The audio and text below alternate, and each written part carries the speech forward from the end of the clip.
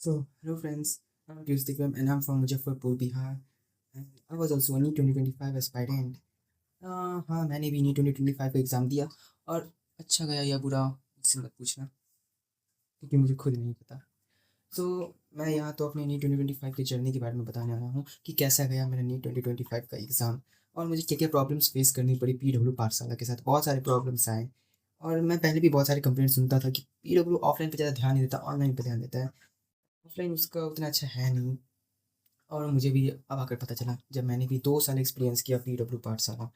सो चलिए बताता हूँ आपको कि क्या-क्या हुआ। मेरी नीट 2025 की जर्नी स्टार्ट हुई थी ईयर 2023 में, जो पीडब्ल्यू ने अपना फर्स्ट पाठशाला मेरे सिटी में खोला था। मैंने फर्स्ट बैच में ही एडमिशन लिया था। सो फर्स्ट ईयर तो बहुत अच्छा रहा, बहुत अच्छे से सब कुछ चला। मेरा 11th बहुत अच्छा गया, मैंने अच्छे से पढ़ाई की थी। मतलब स्मूथली गया, बहुत स्मूथली, कोई दिक्कत नहीं आई थी। अच्छे स्कोर आ रहे थे, अच्छे फ्रेंड्स बने थे, सब कुछ सही चल रहा था ज़िंदगी में। कोई दिक्कत नहीं 11th में। टीचर्स भी अच्छे थे, मतलब 11th में जो टीचर्स थे वो आज अर्जुना, यकीन या फिर किसी-किसी लक्ष्य बैच में है पीडब्ल्यू के, मतलब टॉप टीचर ही मिले थे। सो कोई दिक्कत नहीं थी। आने वाली दिक्कत थी 12th में। 12th हमारा स्टार्ट हुआ, 12th की स्टार्टिंग भी बहुत अच्छी रही, उतनी कुछ दिक्कत आई नहीं थी। मैं भी कंसिस्टेंटली 600 के अराउंड स्कोर कर रहा था, जो कि एक बुरा स्कोर नहीं है 600 के अराउंड स्कोर करना। कंसिस्टेंटली मैंने स्कोर किया था। बट स्टार्टिंग से ही दिक्कत आने लगी थी, जैसे कि जब केमिस्ट्री का फर्स्ट चैप्टर ही चल रहा था सॉल्यूशन, तब हमारे केमिस्ट्री के टीचर चेंज हो गए थे। सो ऑफलाइन में एक टीचर के साथ इंटरैक्ट करना कितना मुश्किल होता है, थोड़ा टाइम लगता है इंटरैक्ट करने में। मैंने भी थोड़ा टाइम लिया था इंटरैक्ट करने में। इंटरैक्ट हो गया था अच्छे से, टीचर बहुत अच्छे थे, हम लोग का कनेक्शन बहुत अच्छा हो गया था। मतलब मेरी क्लास के सारे बच्चे के फेवरेट टीचर बन गए थे केमिस्ट्री के, बहुत अच्छे टीचर थे। बट उसके बाद एक दिन अचानक से टीचर चेंज कर दिए गए। अब रीज़न क्या था पता नहीं, जो भी हो। फिर नए टीचर आए, चलो कोई दिक्कत नहीं है। थोड़ा सा टाइम लेते इंटरैक्ट करने में, उनसे भी कंफर्टेबल होने में, बट कोई नहीं। और जो न्यू टीचर आए थे वो थोड़े से खुद में कंफ्यूज रहते थे, मतलब उतना अच्छे से बच्चों को समझा नहीं पाते थे। सो मैक्सिमम बच्चे उनसे समझ नहीं पा रहे थे, दिक्कत हो रही थी। बट मैंने थोड़ा टाइम लिया और उनसे भी मैंने इंटरैक्ट करना सीख लिया। मैं उनसे भी पढ़ रहा था, अच्छे से पढ़ने लगा। उन्होंने इलेक्ट्रोकेमिस्ट्री और केमिकल काइनेटिक्स चैप्टर कराया। फिर उन्होंने जब ऑर्गेनिक स्टार्ट किया, फिर से केमिस्ट्री की टीचर चेंज। चल क्या रहा है, किसी को कुछ समझ नहीं आ रहा था। फिर से केमिस्ट्री की टीचर चेंज हो गया। अब सब बच्चे लोग बोल रहे हैं कि ऐसा क्यों किया जा रहा है। मतलब एक टीचर के साथ कंफर्टेबल होते हैं, टीचर चेंज कर दिए जाते हैं, ऐसा क्यों। सो ये भी दिक्कत वाली बात थी, एक टीचर के साथ कंफर्टेबल होकर फिर दूसरे टीचर चेंज करना। और ऑफलाइन में कितना मुश्किल होता है ये आप सब लोग समझ सकते हो। ऑनलाइन की तो बात अलग है, बट ये ऑफलाइन था। सो न्यू टीचर आए, वो भी बहुत अच्छे थे, एक्स्ट्रा पढ़ाते थे, नोट्स ज़्यादा लिखवाते थे, समझाते भी ज़्यादा थे। ठीक ही थे। अब ज़िंदगी जीना सीख लिया था ऐसे। मैंने पढ़ना स्टार्ट कर दिया। फिर आगे दिक्कत आने लगी। तो आगे क्या हुआ, अक्टूबर का मंथ आते-आते तक हमारे पाठशाला से ऑफलाइन फैकल्टीज़, जो डाउट फैकल्टीज़ हुआ करते थे, ऑफलाइन फैकल्टीज़ हुआ करते थे, वो धीरे-धीरे गायब होने लगे। अब सेंटर पे ऑफलाइन फैकल्टीज़ ना हो, दिक्कत वाली बात है। कोऑर्डिनेटर्स भी धीरे-धीरे गायब हो रहे थे। हम लोग को समझ नहीं आ रहा था कि ये हो क्या रहा है, चल क्या रहा है हमारे पाठशाला में। फिर अक्टूबर के मंथ में हमें बताया गया कि हमारा जो पाठशाला का सेंटर है, वो बंद हो रहा है। क्यों बंद हो रहा है? रीज़न किसी को नहीं पता। हमने पूछने का भी ट्राई किया, बट किसी ने कुछ नहीं बताया, सेंटर बंद हो रहा है। अब हम लोग ने रिक्वेस्ट किया कि सर देखिए, 80% सिलेबस हमारा कंप्लीट है, बस थोड़ा-सा बचा हुआ 1 डेढ़ मंथ में वो भी कंप्लीट हो जाएगा। बट कोई समझने को रेडी नहीं था। मतलब इतना उन लोग को इमरजेंसी था कि वो लोग पाठशाला बंद करने को रेडी थे, हमारा फ्यूचर के बारे में बिना सोचे हुए। हम लोगों ने जिद किया कुछ दिन तक, मतलब जॉइन नहीं करते थे, बट फिर भी 10-15 दिन तक हम लोगों ने जिद कर करके क्लास जॉइन करवाया। 10-15 दिन तक चला, बट अक्टूबर के एंड आने आने तक उन लोगों ने सीधे मना कर दिया कि अब क्लास नहीं चलेगी। क्यों नहीं चलेगी, रीज़न नहीं बताया गया। बोला कि अब दूसरे सेंटर पे जाओ। जो दूसरा सेंटर था वो मेरे घर से दूर पड़ता था, सो मुझे जाने में दिक्कत होती थी और ऊपर से ठंड का टाइम, रात जल्दी होती थी। सो मुझे आधा घंटा लगता था घर आने में उस सेंटर से। सो मैं नहीं कर सकता था। अब मेरे साथ साथ बहुत से बच्चों का फ्यूचर वहाँ से बर्बाद स्टार्ट हुआ होना। ठीक है, मैंने सोचा चलो कोई नहीं भाई, ऑनलाइन कर लेंगे, टेस्ट देने उस सेंटर पे चले जाया करेंगे। वैसे भी संडे को होता है, जल्दी सुबह में दिन में होता है, कोई दिक्कत नहीं है। दिक्कत तो नहीं है, बट ऑफलाइन से अचानक से ऑनलाइन जब शिफ्ट करना हो, वो भी जब 2 साल से ऑफलाइन पढ़ रहे हो और अचानक से ऑनलाइन शिफ्ट करना हो तो दिक्कत वाली बात है। अचानक से ऑनलाइन शिफ्ट नहीं कर सकते, थोड़ा टाइम लगता है, मुझे भी सब कुछ मैनेज करने में टाइम लगा था। लगभग मेरा पाठशाला के सेंटर बंद होने के बाद 1 डेढ़ महीना मेरा इधर-उधर हो गया था, मतलब कुछ भी समझ नहीं आ रहा था। मैं कौन से चैप्टर पे हूँ, क्या सिलेबस चल रहा है, कहाँ चल रहा है, कौन सा टॉपिक चल रहा है, कुछ समझ नहीं आ रहा था। सब मैनेज करने में मेरा उल्टा-सीधा सब कुछ उलट-पुलट गया था। टाइम मैनेजमेंट नहीं हो पा रहा था उसकी वजह से। और नहीं मेरे पास उतना अच्छा फ़ोन था और नहीं मेरे घर पे ऐसा माहौल था ऑफलाइन सेंटर की तरह कि मैं कंसिस्टेंटली पढ़ सकूँ अच्छे से। आप लोग भी समझ सकते हो।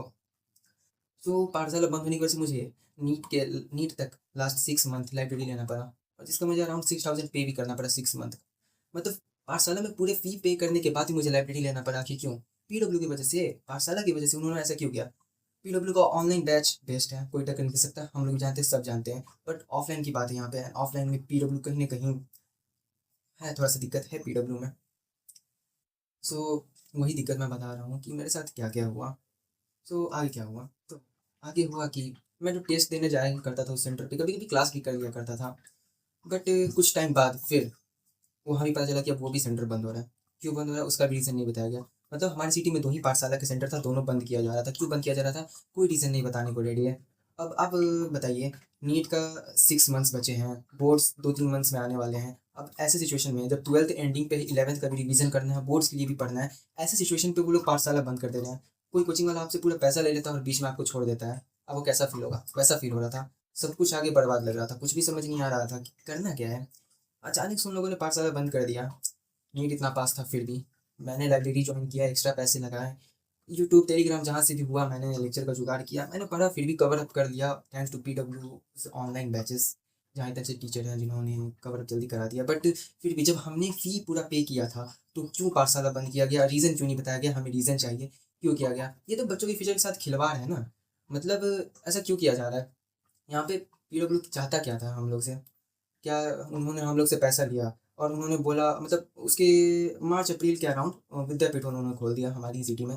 और उन्होंने बोला कि आप लोग अब टेस्ट देने आ सकते थे। वैसे भी अब लेक्चर तो चल नहीं रहे थे, हमारा सिलेबस कंप्लीट हो चुका था। बाकी जो 11th वाले थे उन लोगों का क्या करना था? उन लोगों को बोला कि जिन्होंने भी इंस्टॉलमेंट पे कर रखा है ऑलरेडी 2-2 साल का, वो लोग विद्यापीठ ज्वाइन कर दीजिए, कोई भी एक्स्ट्रा चार्ज नहीं रहेगा। बट विद्यापीठ ज्वाइन करे क्यों? आई नो कि विद्यापीठ की फीस ज़्यादा है, बट क्यों? Pathshala is way better than Vidyapeeth. Everyone knows, I know also कि पाठशाला विद्यापीठ से बहुत अच्छा है। जब कोटा के विद्यापीठ में पीडब्ल्यू के वहाँ से कंप्लेंट्स आती है कि वहाँ ऑफलाइन फैकल्टीज़ अच्छी नहीं है, वहाँ दिक्कत होती है, फैसिलिटीज़ नहीं है ठीक-ठाक। तो यहाँ हमारे बिहार में कैसा ऑफलाइन सेंटर होगा, विद्यापीठ होगा? तो दिक्कत वाली बात तो है ना। हमें नहीं चाहिए विद्यापीठ, पाठशाला ही चाहिए था।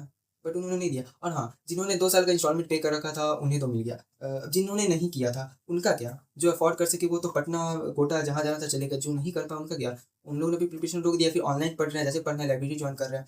तो यहाँ पे मेन टाइम पे पीडब्ल्यू ने धोखा दिया, ऑफलाइन सेंटर वालों ने। और मैंने कितनी बार कंप्लेन किया, वो लोग हमेशा कॉल किया करते थे कि आप आते क्यों नहीं हो? अब भाई सेंटर हो तब तो आए पढ़ने। बहुत बार उन्होंने फ़ोन किया, मैंने कंप्लेन भी किया, बट उन लोगों ने हमेशा इग्नोर किया, कभी भी इशू को सॉल्व नहीं किया। So I am very disappointed here from PW. And मैं ये रीज़न भी जानना चाहूँगा कि क्यों उन्होंने ऐसा किया। I would like to request to PW कि आगे से ऐसा कुछ भी ना करे कि बच्चों के फ्यूचर पे इफेक्ट पड़े। यहाँ 10 से 15 दिन इधर-उधर होने से बच्चे पे इतना बड़ा इफेक्ट पड़ता है। यहाँ तो मेरा और मेरे फ्रेंड्स का 1 से डेढ़ महीना इधर-उधर हो गया पाठशाला के बंद होने की वजह से। सो कैसा इफेक्ट पड़ा होगा? मैंने कैसे भी कवर अप किया, मैंने अपना एग्ज़ाम दिया। बट आगे से ऐसा कुछ ना करे कि जो बच्चे पीडब्ल्यू के लिए मरते हैं, जो पीडब्ल्यू से सिर्फ़ पढ़ना चाहते हैं, वो पीडब्ल्यू से भी भागें, जो फैन्स हैं पीडब्ल्यू के। सो ऐसा नहीं होना चाहिए आगे से, ये मैं यही चाहूँगा। बहुत बुरा हुआ ऐसे में।